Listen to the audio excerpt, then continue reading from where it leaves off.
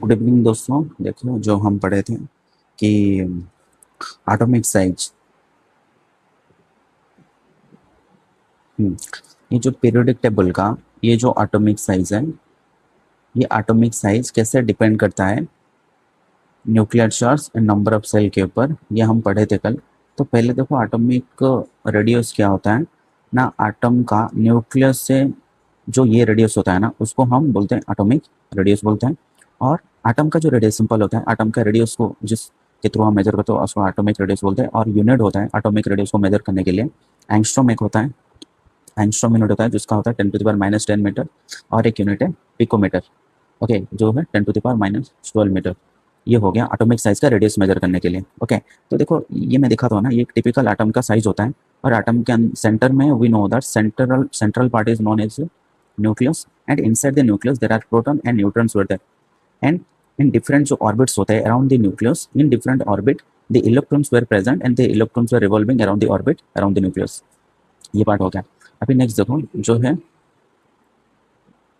Drives of the atomic size, उसका एक point है न्यूक्लियर चार्ज। देखो मतलब कि how atomic size of an element depend on two factors. One is nuclear charge, another is the number of cell. Means how big atomic size of an element will be, that is mainly dependent on two factors. One is how strong the nuclear charge is and how many number of cells were present in that atom.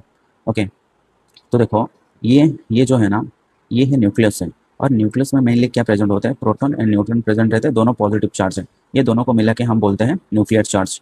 If the number of proton and neutron will be maximum then the nuclear charge will be more.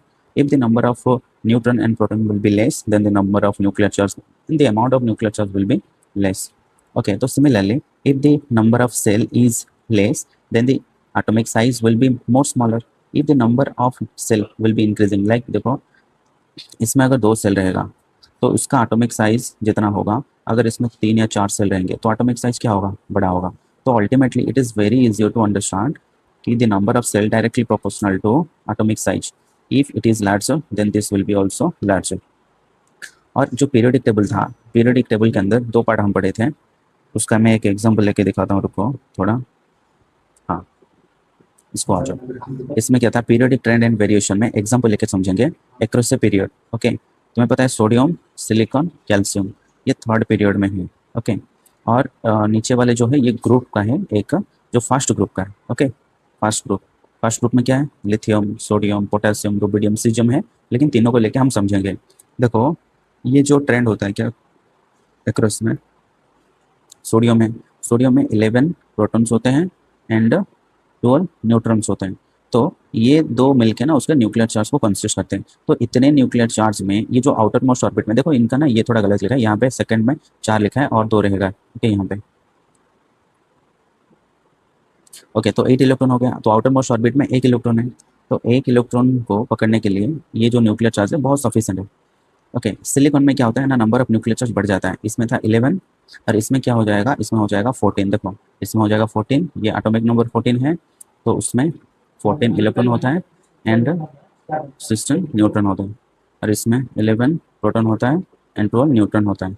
Okay, तो as इसके पास ना बहुत nuclear charge है, मतलब proton neutron ज़्यादा है, तो nuclear charge obviously ज़्यादा होगा। तो if greater nuclear charge then it will attract the outermost orbit electron in a stronger force of attraction so that the size will be shrink. Okay, तो it has greater size, it is lesser size. देखो इस ये laser size क्यों है, क्योंकि nuclear charge ज़्यादा हो गया।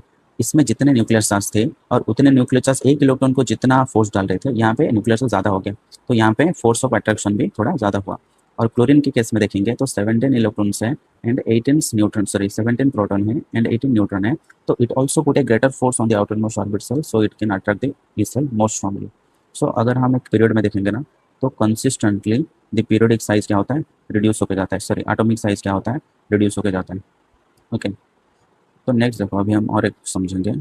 तो डाउन ए ग्रुप क्या होगा, डाउन ए ग्रुप मतलब फास्ट ग्रुप ले, ग्रुप 1 में देखोगे तो लिथियम, देखो लिथियम में नंबर ऑफ सेल कितना था, 2, एक लिखा है 2 होगा। ओके, इसमें कितना है, 3 होगा।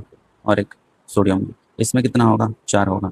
तो रेगुलरली सक्सेसिवली क्या होता है ना, एडिशन होता है number of cell.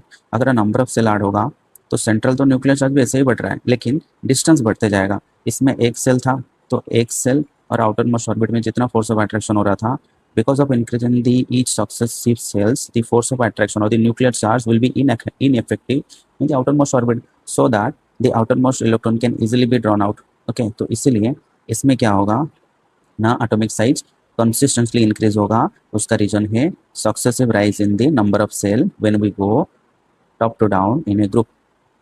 Okay, thank you.